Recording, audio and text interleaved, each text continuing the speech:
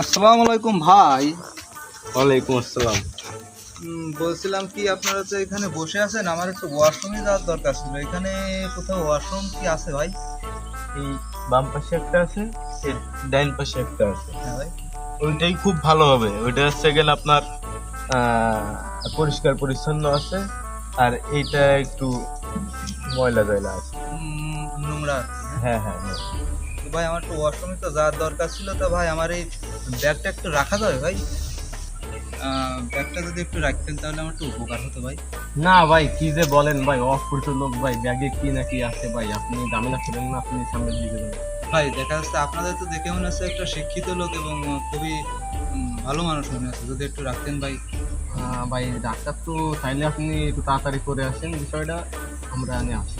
আচ্ছা ভাই, তাহলে আপনাদেরকে অনেক ধন্যবাদ। আসলে আমি একটু অসম থেকে আসি, আপনার ব্যাগটা রাখেন। হ্যাঁ ভাই।